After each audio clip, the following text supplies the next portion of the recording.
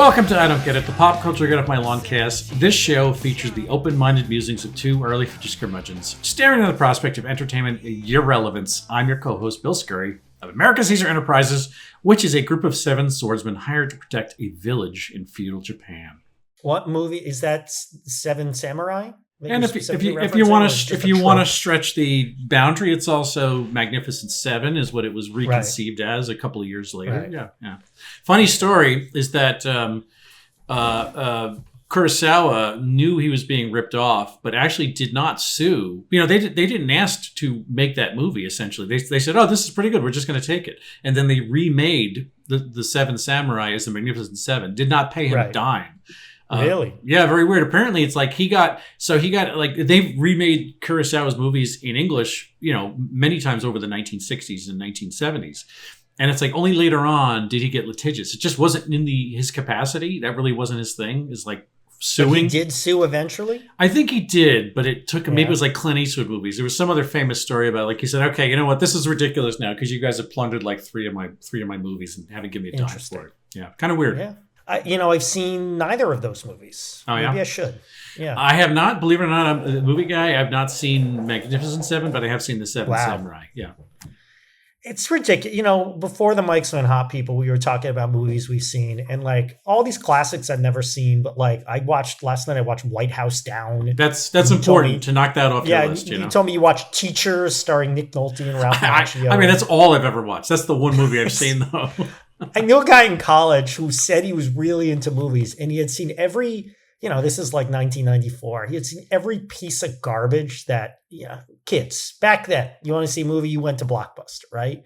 And you basically saw what they had. And like the new releases, they'd have like 30 copies on VHS. Sliver with Sharon Stone. We were drifting into DVD by then, but he had seen every piece of garbage that just was omnipresent from like 1988 to 1993, but he had seen not one classic. Like, and by classic, I mean 1993, like he hadn't seen like My Cousin Vinny, he hadn't seen one movie that was like considered a good movie. So he had this terrible aim where he shot around the target and hit everything else, every other piece of garbage bullshit along the way. I remember him renting like the Sergeant Bilko remake with Steve Martin. Like that was a priority for him. But like he had barely heard of The Godfather. Periscope with Kelsey Grammer. Is that what you're telling me? Really? There was that? I don't remember that. Yeah. I remember he was like, "Don't drink your juice in the hood." Remember that one? Which was a parody of My Favorite Martian with Christopher Lloyd and those are the kind of movies this guy had seen. That's what he liked. That was his taste. And like I don't think he'd seen Star Wars, So, or like never, I don't know, he probably seen Star Wars, but like never seen back when Woody Allen movies were considered great movies. So yeah, it was just, this is what we sound like, people. I guess so. Pretty sad, pretty pathetic. And White House Down was all right.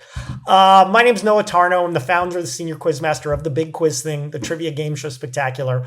Welcome to the show, folks. We got a bit of a odd topic. Different topic? No, the word whiplash, in comparison to last week's topic, is the word with Cape. Yes. So last week was K-pop Demon Hunters. Yes. This week it is not the movie Whiplash with that is J.K. Simmons. Yes, it is not. It is not Damien Chazelle's Whiplash. No, in fact, just to bring around to K-pop, like in the week since we did that episode, by the way, we really vaulted the popularity.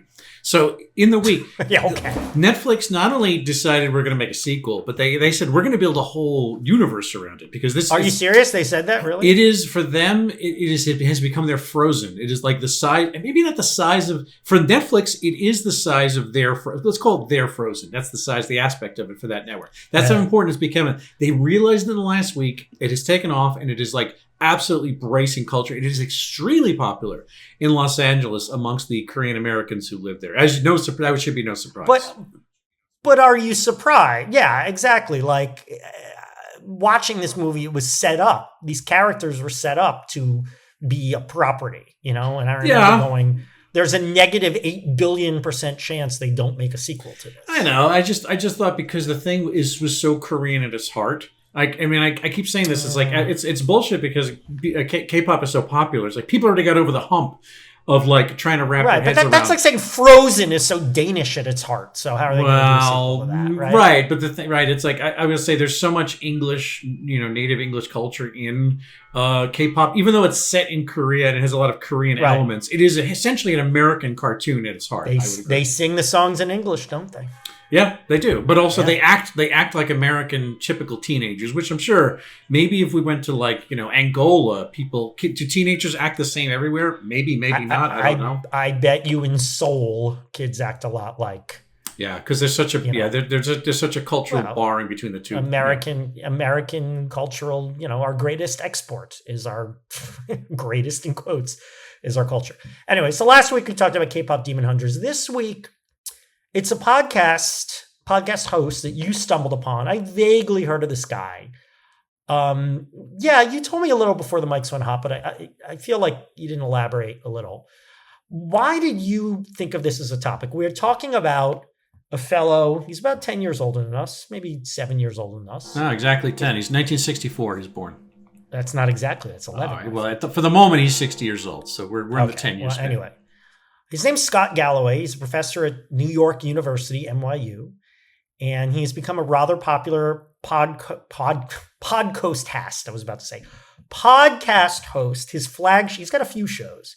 His flagship show is called the Prof G Pod, but he's got these other shows, Raging Moderates with Jessica Tarlov, she's like an MSNBC person, right? Where do I know her from? She's Fox. She's actually a Fox person. She's really Fox? Yeah, okay. Yeah. I mean, she's a liberal, but she's on Fox. Right. He does stuff with Kara Swisher. I listen to her podcast.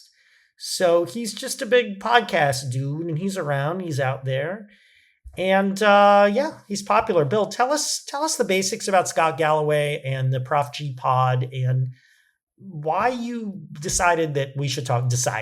Pitch to me, because I'm the real decider. I adjudicated on it. There really wasn't. Yeah, why you pitch this and why I agree. There was no room for dissent. Essentially, when I put my foot down, the word lasts. The foot goes down. The foot goes down. It's true. Okay, yeah. The risk of recapitulating a bit of what you said there already. Galloway himself is a public speaker, academic, author, podcaster, and maybe most significantly an entrepreneur in the background of all these things. At the current moment, he's a professor of marketing at NYU Stern School of Business, which my wife did one semester there before she washed out of Stern's. Really? Yeah, she thought that. I didn't know that. Like any good Jewish girl, she should become an MBA until she realized I have no fucking idea what I'm doing and I can't handle any of this and I don't like any of this. So yeah, Stern was short-lived for her back in the I did an event for NYU Stern once, but sorry, I was never going to get an MBA. But I'm an accidental entrepreneur, and someone said you should really go to business school, and I'm like, there's no sure way for me to be a failed entrepreneur than to go to business school. Right, you want to absolutely my brain just does not work that way. Guarantee the outcome. So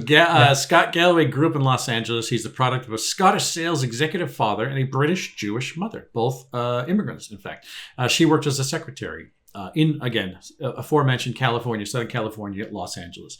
Galloway spent San Diego. He grew up in San Diego. He grew up in San Diego? He went to college. Something like that. I listened to an episode. His father died recently, a few months ago, where he basically did a remembrance of his father, and he told a bit about his father's story. And he said, I don't know, maybe they moved when I was young. Maybe we're both wrong. Yeah, so Galloway spent the 1990s amassing a fortune through various capitalisms. He was a hedge fund manager, startup, entrepreneurial type things, all the things that people make a lot of money from. I don't know how that works. If I knew, I would have done those things myself. But I regard them askance. They're scary. You made money the old-fashioned way. I inherited. Lucked into it. I married it. So in September 2018, Recode and the Vox Media Podcast Network launched Pivot, which Noah referred to as a weekly news commentary pod, hosted by Kara Swisher, who herself is a very renowned tech reporter. She was, I want to say, she's ex-Wall Street Journal, ex-New York Times. She's pretty much been one of these like leading beat reporters. Now she's more like an essayist, sage. People looked, well, like I said, it's a credible friend to have because she's got her giant shingle herself. And her and Galloway co-host Pivot among his other portfolio podcasts. So in February 2020, Galloway launched the Prof G podcast, which is a weekly show which answers listener questions on business, money, tech, et cetera, et cetera, et cetera. In 2022, Galloway launched a newsletter called No Mercy, No Malice, which won the Webby, blah, blah, blah, Webby. Apparently that means something in this world today. So Galloway, to pivot no pun intended, into why we're speaking about him. He's become something of a guru in demand. He exposits on topics such as the decline of masculinity, the failings of the left and the right, which ironically or weirdly enough has garnered him some credibility as a straight shooter among both camps. And his shows, some ways, they do talk to people who fall on, not, I would say, fringe right-wing people. So it kind of excludes a lot of who the major lunatics ranting on and in the media are now, because they're not reasonable, rational, good faith people. But he does talk to people who lean right, especially Never Trumpers and stuff like that. They do show up on these shows.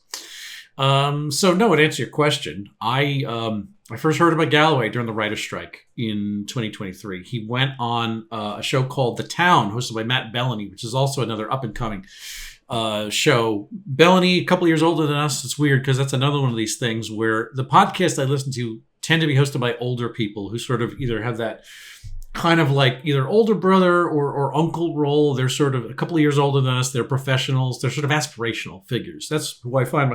There's something appealing about that draft of professionalism when they call up these people. Galloway went on The Town.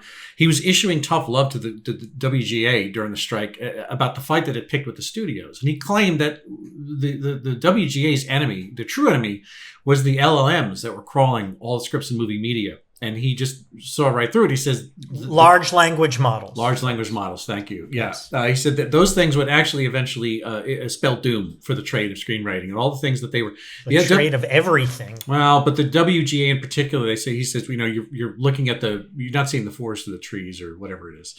So his advice was that the real enemy was AI and that the writers should have made a league with the studios rather than to pick fights with them. I mean, certainly they did have a real case and, it really was something.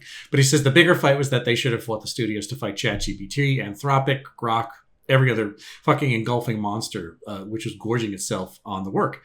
So the thing is, Galloway, he took some shit for sounding like he was anti-guild. I mean, he wasn't anti-guild. He was merely saying it's like, you need to look at the big picture. I think that, it's been a couple of years since the strike. He kind of comes out as being a little correct in the end, because it is exactly what's happened. The Writers Guild is out of gas. They took the strike as an opportunity to crunch production. They really stopped making movies and TV shows, and their work is being skimmed. Their work is being just fed into the fucking combine of all this shit. So, and bring back to my point about the draft of these podcasts, as they do, especially Galloway. It's weird. He's so outside of my cultural spectrum. I am kind of a little stunned that he even appeals to me. You asked me why I would listen to it, how I found it. I don't care about hedge funds. I don't care about investments. I don't care about the markets. I don't care about... I follow the news. I read the news voraciously, unfortunately, and it's killing me. It's killing my blood pressure. It's like, you have to read about tariffs, and it's like I am looking for someone to explain this stuff to me. Tell me, I understand that it matters, but tell me why it matters. Sort of spell this stuff out for me a little bit. I need a sage. I need someone, a swami. You've got to sort of a guru to tell me, it's like, what does some of this shit mean? And so it's like, I found my way through it for Galloway because here's the thing on top of it. And you can attest to this because you listen to it. Galloway has a profane streak. There's sort of like a naughty boy, mischievous persona too. It's like if you listen to these shows, the guy sounds like absolute lecturer, kind of like a TED Talk, which he is. But then he'll make like a really off-color joke about ball sweat. And it's like there is something really incorrigible about his sense of humor. And then it's like that kind of like readjusts this thinking. He's not some starchy dude who shows up on public television or was it? What was that? The Money Matters? What was that PBS show that ran for decades on? Louis Rookheiser. Louis Rookheiser. Yeah, exactly. Yeah, it's not one of those things where it's like that's an old fashioned supply sider who'd get up there. I know that's like I'm referring to something that's 25, 30, 50 years old. But it's like, I remember. Sorry to interrupt. I remember playing a game of Celebrity where someone put Louis Rookheiser in the bowl, and we mocked him for that. Yeah. I mean, the PBS guys. It was like the Capitol Steps. Who's that comedian? Mark. He just died. Mark. That guy, Mark something. He would have PBS specials for years and years and years. Anyway, it shows you how much I cared. Yeah. Anyway, I have no idea who you're talking about. So that's the thing is like he's got this sort of like the profane thing, really sense of humor, the profanity, the sort of I don't give a fuck. The fact that he's sort of like he'll smash. He tries to smash orthodoxies and stuff like that. Tell people why they're wrong. And I guess I've just found that as we're all adrift culturally, I'm kind of looking for a pop culture father or a sort of like wisdom-y filled father. And this guy kind of appeals to me with the buttressing of rational thinking. That's why I got into it, Noah. Right, but how popular is he? I mean, clearly somewhat. I think it's of a scale. I didn't stumble upon stats on this. Yeah, well, I think it's of a scale because he crows, and so he's not really crow, but he discloses how much money his network makes. Yes, especially he's very honest about in comparison to how much he sold his companies for. Right, but in particular, this podcast exercise that he's doing, this enterprise, he talked about how many people he hires, how much he pays them, what his interest is now. It's like he's wealthy beyond. He's got wealth. He's got generational wealth. This guy. And so it's like, he's doing everything he does now is essentially just like it's cream off the top. He's living off investments. He's living off the interest of investments. He's not making money. He's essentially, he gives his salary back to NYU. He doesn't take a salary for teaching. I read there. that. Yeah. I'm not like nobody should think that he's a fucking humanitarian, although I'm sure he is a charitable guy. But I think that, for whatever it seems like, for however many eyeballs he has on him and whatever kind of like popularity he has, the fact that, he's like one of those Davos guys, or, he could be at Bilderberg summits. And, in the middle of that, it's like he's extremely popular among a clique of people. And it's like he kind of came about it very smartly. And so I think he kind of like sagaciously built this machine where he understands how to talk about things. He understands which podcasts will sell, and he knows who to like get in league with, which is why the Kara Swisher thing comes into it, because she's like a gigantic player out in Silicon Valley, and she's been credible for years. I had to like look into see what was her background, because I didn't grow up with Kara Swisher as a writer. She's been out there since the 90s, and it's like I had to familiarize myself with who she was. And so that's where I kind of find the credibility comes from. I mean, I agree to it because it's clearly popular, and I listened to several episodes. I listened to several recent episodes. He kind of has, I mean, again, he's got sort of a network of podcasts, but his main podcast, the Prof G Pod, there's sort of two varieties. There's like 20-minute ones where he answers listener questions. And then there are longer ones where he really digs into a topic where he does an interview. So I listened to 3 of the longer ones. He interviewed Gretchen Whitmer, the governor of Michigan.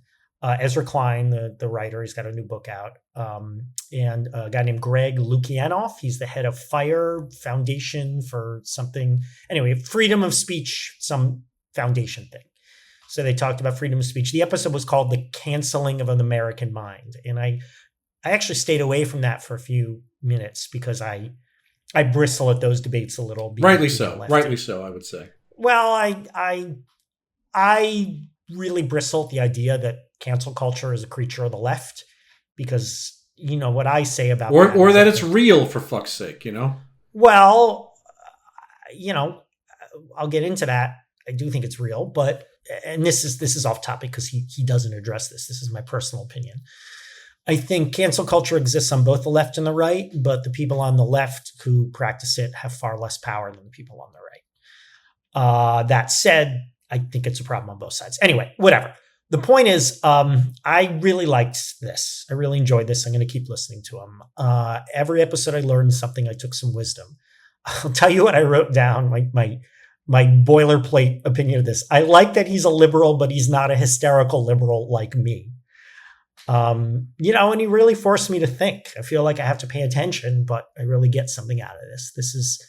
This is the kind of wholesome discussion that we need. It's really, you said that he's earned some credit on both sides, and his podcast with Jessica Tarlov is called Raging Moderates. And while I wouldn't call him a moderate, because he definitely sees things 80-90% as I see things when I think of myself as a lefty, he is definitely non-hysterical, and he has good faith arguments, which are sorely missing these days. He's very insightful. He has a quote about podcasts. He says he went to some convention or something, and I'm going to paraphrase here. He says, the medium's the message. If they come up and they high five me, I know they've seen a video. If they want to come up and have a thoughtful conversation, I know it's because they've read something I've written. But if they come up and start speaking as if they were my friend, I know it's a podcast. And that gets to something we talk about every time we talk about influencers or vloggers or anyone in the new medium, is that this parasocial relationship. And why do people get so attached to these people? And there's something about, and he talks about that a little, being in your ears, talking to you while you're doing things as people consume podcasts, while they're cleaning the house or doing the dishes or brushing their teeth, what have you. Another bit of insight I really glommed onto, you talked about his issue with the WGA and LLMs, and he was talking about freedom of speech, and he said, people have freedom of speech, and I believe in that shouldn't be abridged, but LLMs, bots, do not have freedom of speech. So it's important to draw that distinction. I'm not really saying in as clear terms as he can, but I can't articulate. I think that's pretty much, that's not even close to. Part of what I'm praising about him is that he is so much more articulate than I can even think. And I really like that about him. He has a talk with Ezra Klein, and they really dig into the issue in Israel and Gaza. And I have opinions on that. They don't perfectly align with a lot of other opinions out there. But he and Klein were very even-handed about it. And I really appreciated that. Do you notice that Ezra Klein has that NPR voice that's very quiet and halting? It sounds like... who's that? This American Life? That guy? He's not that... Ira Glass. He's definitely got some Ira way Glass. Better than Ira. Ira Glass always sounded it's a little stylized. No, it's a little, but I like Ezra Klein. He's a smart writer. I know. He's great. He's great. Books. He's terrific. Then there's it's funny, listen to all these, and then whatever, I'm sure it's just Facebook's listening to me. I stumbled upon a video clip from 6 months ago or so. I believe it was just before the Orange Felon was inaugurated. And it's one of the longest Facebook reels I've ever seen. And he goes on and on about, the bottom line is he calls the felon a rapist. Flat out calls him a rapist. 6 months before we were talking about, Jeffrey Epstein as much as we are now. He does it on CNN, right? On MSNBC. He was on Morning Joe with Joe... Mika Brzezinski, yeah. No, Mika Brzezinski and Joe Scarborough, thank you. He tells it like it is without being doctrinaire, to use some cliches. And then, you mentioned he talks about masculinity, and he does that quite a bit. I listen to him talk about that quite a fair amount. He's very self-effacing. He's very honest. He talks about his own narcissism. He talks about his own depression. He talks about his experience with CBT, cognitive behavioral therapy. His father died not long ago. And the episode I just listened to this morning, he ends with sort of a tribute to his dad. And he tells briefly his father's life story. You said a little, his father lived a very American dream life, conceived in Australia by a single mother, born in Scotland, immigrated to the US, married and divorced 4 times. And he flat out says, my father was not that good, was not good to everyone in his life. Apparently, like he said, he left his 4th wife when his 4th wife had Parkinson's. But he tried to be a good dad, and he basically ended with just saying, my father was a true man. He cared for his family, he provided for his family, and his children miss him. And then he fucking cries. Yeah, he broke up, man. Yeah, and in this masculine space, someone who is that honest with their emotions is really refreshing. He's a great interviewer. You talked about, what I listened to, I didn't hear any dirty jokes. I did hear a streak of humor and the streak of, he frames a question by talking about his personal experience with it, his very personal experience. And he reminded me of more explicit comedy interviewers. I specifically think of Jon Stewart and David Letterman, both of whom I think are or were, Letterman's still alive, fantastic interviewers by using comedy as a frame for honesty and directness while still taking care to ask smart questions that don't shy from his beliefs and, frankly, in most cases, my beliefs. This whole discussion with Ezra Klein about, partisanship and Israel and Gaza, he ends with he says, what's your advice on how to be a good partner and a good father? And then he talks about his own challenges. He frames it by talking about his own challenges of being a good partner and a good father. I'm really impressed with this guy. I found it very refreshing, very smart, very insightful, still entertaining. And yeah, thank you for introducing me to him. I think this guy is really got something. I don't think anyone under the age of 16 should be able to operate a smartphone. I don't think you put a video arcade, a porn site, a Netflix, and a casino in a 15-year-old's pocket. I just don't think that's a good idea. Right. And then parents can't figure out parental controls. We tried to implement parental controls for my son last weekend, and within about 3 minutes, he'd figured out the password. Noah, tell me, why is it popular, God damn it? He's a douche bro for justice. How about that? That's crazily accurate. I think you're right. Yeah. He's not a douche bro, but he looks like one. He reads like one, Yeah, he's got Venn diagram overlaps with that space. Yeah, that's true. Absolutely true. Yeah. We've talked on this show so many times about things that are somewhat connected to the manosphere. The Liver King, raw dogging, Matt Rife, the Logan Paul, Floyd Mayweather fight. And then, of course, we haven't talked about the flagships of the manosphere, the real terrible ones, Andrew Tate or Jordan Peterson. Gutfeld. We did talk, Gutfeld. Yeah. We talked about Gutfeld. So, I mean, he's as bad as we've gotten. These other things were not quite that bad. I mean, they were bad, but they weren't, Andrew Tate's a fucking rapist and, human trafficker, and Jordan Peterson is a fraudster of the highest degree. The world is hungry for this. Men are hungry for this. We had a great discussion. I guess it was the one with Ezra Klein. I can't remember. But they really talked about how men are lost. Boys are lost. And, he pushed back on some liberal shibboleths, this idea that, men are bad and to bring women up, you have to push men down. And I really appreciated that because, we're talking about boys here most of the time, and they're just kids and they need help, and we're not giving them enough positive examples. And he's the father of 2 teen boys too, no less. So he's sort of 1 teen boy and 2 girls. Oh, okay. Well, he's in the thick of it himself. He did say something interesting. He said, both of my girls, one's starting her career, one's in college, and he's like, and my son just plays video games. So he's basically talking about how, women seem to have it so much more together, or young women seem to have it so much together than young boys. He said at one point also his audience is 70 to 80% male. And, he really helped me understand something that wasn't that clear to me, that no one's speaking to men and they need to, with positive masculinity, and that message isn't getting across. And it helps you understand a little more why people, it doesn't justify it, but it helps you understand why people voted for a traitor over, a good person, a woman, yeah, a person who happened to have, ovaries and a uterus, presumably she does. We don't know her medical history. But in general, getting away from the male thing, there's too much hysteria. There's too much black and white thinking. There's too much you're on my side or you're a traitor. There's too much everything you believe one wrong thing, so therefore everything about you is invalid. And, the podcasts I'm drawn to are a little more nuanced, everything from news to, comic books to pro wrestling. And we need more of that. And that's what we need as a culture, society. Men, yes, but everyone. These topics that are just so black and white. How are men, what's going on in Israel and Gaza, what Democrats need to do to regain power. All these things, people are so hysterical about it. And this guy really threads the needle in the way that I think, let's give people credit. They want something good. They want something better. They want something smarter. They want to turn down the heat. They want fucking answers.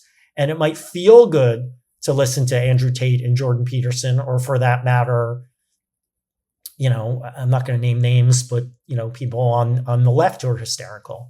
But we know it's not good. It's just like eating a bag of Skittles feels good in the moment, but it feels bad later. So, this is something the world needs. And I think this is something people need, and frankly, something people want.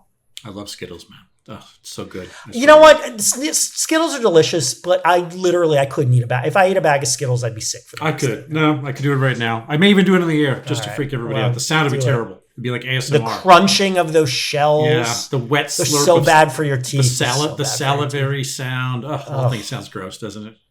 Well, it actually sounds delicious. Here's the Galloway appeals to a podcast like TED Talks audience, which look like I'm going to recapitulate a lot of what you just said. It's amazing how you've almost like it's like the Rorschach folded ink blot in half. We got both came away with the same impression here. He doesn't come across as like pop psych or Oprah style sort of like pop guru. Like he's writing a book. It's coming out very shortly about the whole masculinity crisis.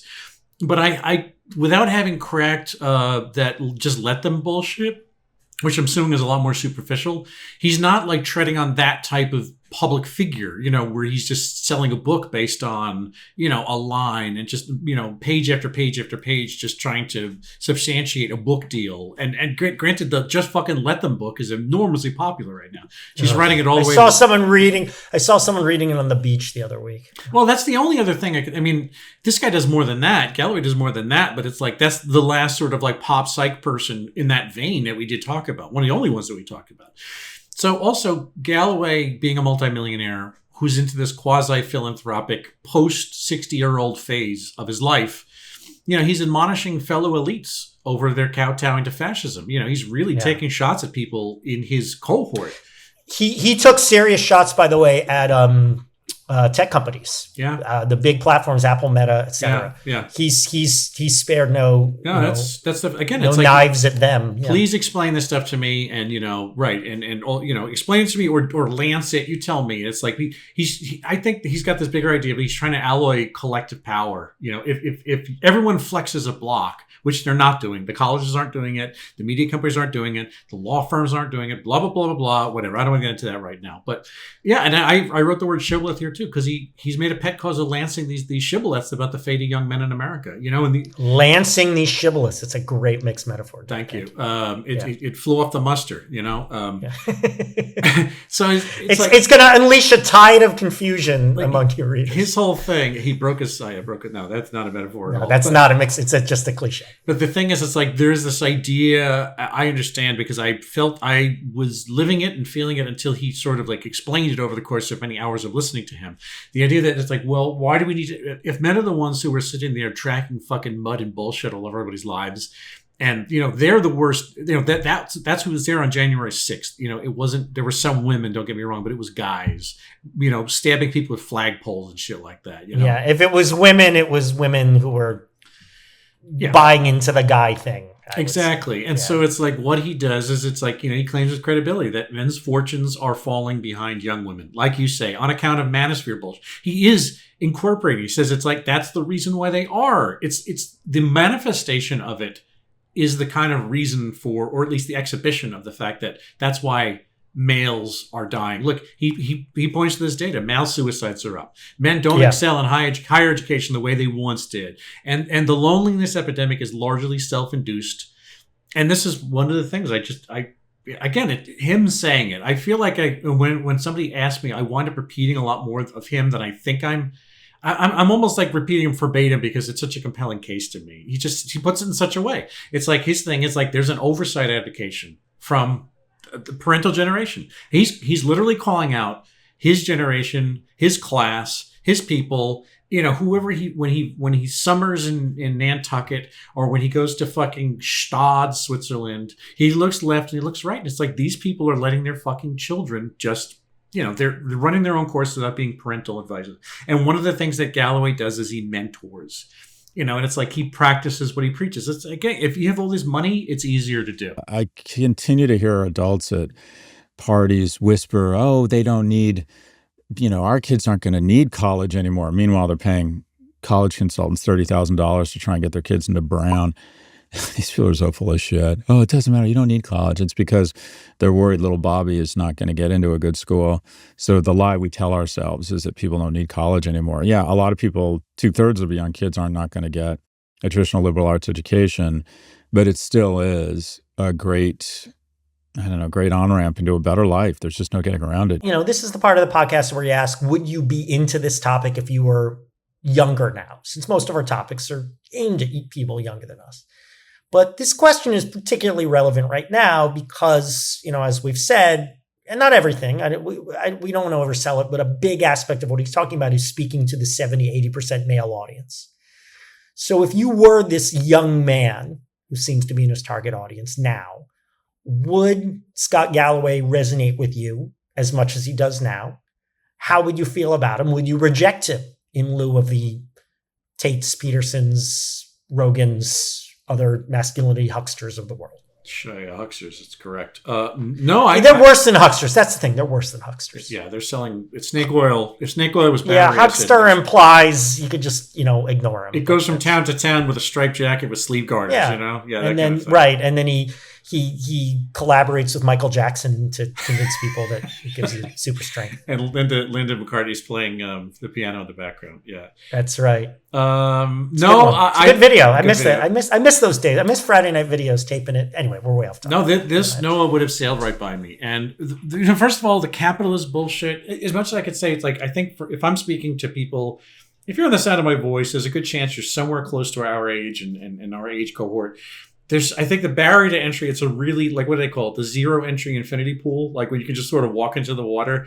You don't have to climb over a thing or hop down a ladder. There's something really easy to get into. However, the kid version of me, the capitalist bullshit, would have been lost on me, or at least would have been a giant, barrier, because he kind of comes out business first. And it's like, I kind of don't want to hear it now. I understand why it's important. I've added that sort of enzyme to my diet a little bit. That's the thing. So I think, and Galloway, I think, is talking to, if we're going to conceive the younger version of ourselves, I think Galloway is kind of talking to the then parents we had. If it was my mom when she was 35, 40, 45 years old, as opposed to the old lady who's there today. It's almost like a guidance of how to grow kids rather than some of the things that a kid themselves can do. Because he's almost like manually out. He's laying out pretty, clearly what's happening to kids, but I just don't think it's really much that kids themselves can act on. He's saying that people have to act as mentors and that sort of thing. So this is good advice for, uncles and friends of people. I grew up without a male influence in my life. I made my own way. It's a weird thing. It's like, I listen to so much of what he says, and he talks about, an epidemic of loneliness and, falling fortunes. And it's like, somehow I had good values. And again, I had good people around me, but I didn't have male authorities around me necessarily. Did you have so I know your father wasn't around. Did you have no uncles or no grandfather? Uncles no. Grandfather, no. Grandfathers were all dead. Uncles were all shitheels. The few uncles I did have are shitheels, and so no, they were the same class of guy as my dad. That's all. Was there no? Sorry to probe. I'm always curious about you, Bill. You're my friend. Were there any teachers, like, who? If you had to pick a guy who was a positive influence, even in a minor way, as your childhood, does anyone come to mind? In childhood? Oh, no, young adulthood is when it picks it. Young adult is when I start, and again, him talking about the mentor thing. This is why he's hitting me between the eyes now. And the kid thing, I just think it would have got away from me. No, when I was a kid, I didn't have the adult mentors were good teachers. But again, I didn't have a vocabulary for expressing why they were compelling features. But I kind of probably, in a few teachers, I probably invested something paternal in them, quasi-paternal, without being able to exercise it. I sort of wanted to please them as a student, maybe than anything else. But that did help me become a very good student, because essentially I almost like unconsciously was pleasing them by excelling in school and being a good student. It was approbation. So that's where it came from first. But I picked mentors later. When I was in my 20s is when I started being aware, very much aware of, like, oh, this is somebody who I want to model their personality and I want to model their temperament. They became more masculine mentors for me. Interesting. I like to think that this would have drawn me in if I were a young man now. My tenses just got wrong. I like to think that this would have drawn me in if it had existed when I was a kid, / I like to think this would draw me in if I were young now, right? This question always has a tense issue. Let's say yes. Let's say I'd be smart enough, because, I've said on the show so many times there, but for the grace of God, I am so terrified that if I were a kid now, I'd fall down the fucking well of the manosphere. If we were digital natives, you're absolutely right. If there's so many things. Well, let's give ourselves a little credit, because I remember some shit I said as a kid, some thoughts I had that are dangerously, I never wanted to hurt anyone. I fantasized about it a little. I never wanted to hurt innocent. I had some dark thoughts. Yes, I understand. Yes. I had some dark thoughts. There were some things I even said a few times that I'm really ashamed of. And I just feel like, and I was a dummy, and I just feel like if, these Andrew Tates and Jordan Petersons were out there when I was a kid, they would have fucking had their claws in me. So I like to think that I would have been smart and moral enough to have seen something like this. Now, on the other hand, I was a dummy. So I think a lot of what he says, a lot of what Galloway says would have gone over my head. So I don't know, but let's be positive on a Saturday morning and say that if this existed, if I were a young man now, Scott Galloway would save me from the the pit of hell that is the evil corners of the manosphere and made me a smarter, more thoughtful, more educated, less hysterical young man. A serious question, what advice do you have for the mediocre? Mediocre is a weird word. I call us the unremarkable. I was unremarkable growing up, didn't do well academically, didn't test well. But back then, America loved the unremarkable. And one of the things I would argue is the wrong trajectory for America is that higher education in America is about helping the bottom 90, not identifying tax breaks and programs to make the top 10% the top 1%. No, what about the apocalypse? Does Scott Galloway wind up riding a white horse in any of this business? I mean, I'm going to say the opposite. As I said before, there's this problem with no one speaking to young men or not enough people. And I know that the clapback at that is like, everyone's speaking to young men. Culture's based on young men. It is and it isn't. Remember, these are kids. Let's not put too much blame on young men. They're children and they need help. And, most people have good hearts at core. How do you bring that out? So no one's speaking to them, at least not the language that they can understand. They need someone to tell them it's okay to be a man, to be a good man. I like the term toxic masculinity, but I understand why it's tricky because it needs to be paired with, non-toxic masculinity, positive masculinity, right? These good examples. There's a meme I like. It shows positive masculinity. Where the example? It shows Captain America, Mr. Rogers, and I can't remember who else. And I love both of those characters. If Mr. Rogers counts as a character, I think they both do display positive masculinity. So yeah, this could be the opposite of the apocalypse. And again, beyond just the male thing, the issue of talking about these very thorny issues, free speech on campus, what Democrats need to do, Israel and Gaza, in ways that are non-hysterical, that are logical, that are thoughtful, that, good faith, willing to talk to the other side with good faith arguments and valuing good faith argument. We need a shit ton more of that. And if this thing is truly popular in that realm, we need a lot more of it. Yeah, as the Dutch say, ik ben met je eens. I agree. I think Galloway is speaking some hard truths to people who might need to hear those truths.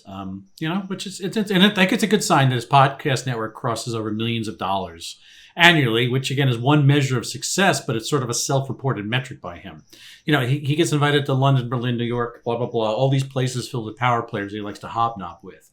And so it's like, a lot of people are talking to men, like you say. That's a good way of putting it. I happen to think that if a lot of people are talking to men, what they're doing is they're filling with like marshmallow fluff and fucking junk food and Ruffles, and he's trying to like come at people with some vitamins. Here's a little beta carotene. Here's some actual things that might help you grow strong bones rather than fucking weak joints and obesity. Theoretical, metaphorical obesity. Well, there's also I want to say like. Also saying to men like what you should do, not what you should not do. Yeah. Right? Yeah. I think that's a lot of it. Not the manosphere, but people closer to us saying, here's what men should not do. Well, how about what men should do while still being a man? You have 2 kids. Any thoughts or learnings or advice to young dads on how to be a good father or your learnings as a father and trying to be a good partner? Parenting yourself is hard. It's harder than parenting your kid. Bill, are you jealous of Scott Galloway in any way whatsoever? Oh, I think it is a certainty in this case. And it's strange having to interface with this because usually if it's K-pop, Dance Academy, fucking tap dancing vampire, whatever's, that's a tap dancing polka coming up next week. Polka zombie, Swedish polka zombies. Rhubarb jamboree. Roll the barrel. Polka jam. Yeah. No, they changed that to the Princess and the Frog ride. And they washed out all the gay content to sell to Middle America. Yeah. So like this hits a lot closer to home. That's why it's like again the whiplash of going from one topic to the next, and with the sort of thing we usually talk about. This was definitely more personal, and it's like I wasn't trying to make it as such, but I was like I was happy that there was something I found. I don't usually talk about something that I like over the course of the show. Usually That's kind of not the point. There aren't enough topics in the world that you like for us to talk exactly. about. So the thing is, Galloway is, a decade, 11 years, numerically, yearly, he's a decade older than we are. So the thing is, he's not like an older brother mold, but he's more of, you know what it is for me? He's sort of like an unrealized, successful future self, or at least a me. You're not going to have that much money by the time there's no fucking way, man. And it's like I listened to the decisions he made, how unexceptional he was at the same age. I was very unexceptional. He was similarly unexceptional, but he just made these different decisions that were better. And he put himself in a great position to be a guy who, he talks about the testosterone he takes. He talks about his fitness regimen. He talks about the things that he uses to make himself feel better. He talks about drinking too much. He talks about spending money and staying at nice hotels. And it's like, it's not that he's bragging. He's just sort of saying, here's a manual. Like you said, what should you do? What should you do? So he's the capitalist first, I think. He's sort of in everything else as a second place, but he's very good at both of those things. I have no capitalist genes in my body. The guy's rich. He's glamorous. That's not true. That's totally not true. You get me. Look, here's the thing: is he's a rich and glamorous talker, Noah. Right? I would love to. That's the weird thing. I would love to resent him with my burning envy for success and his draft and what he looks like and what great shape he's in and for all the places he goes. But the thing is, I don't. I mean, I should. But I find I kind of admire him too much for that. It's like I've come up, I'm not inside the cult, but it's like I found someone I want to listen to. And again, I should be envious because he has all the pieces, all the things along the way that should really make me feel, envious of another dude from middle class America. Yeah. I mean, I'm definitely, I said before, I'm an accidental entrepreneur and I don't really have that entrepreneur gene. I'm the creative person. The best business decision I ever made was the ongoing process of, hiring people to basically run the business for me. So I wish I had that business acumen. And I wish I was this clear a communicator. I mean, just doing this episode has been hard for me because I feel like I'm not doing justice to what he said. I wish I could, phrase things in a way that's as insightful and as clear. And I just, my brain's too much mush at this point to do that. So yeah, I'm totally, and again, like every topic, simply the fact that we're talking about them makes me jealous of them. As well, sure. So that shows you what's wrong with me at roots.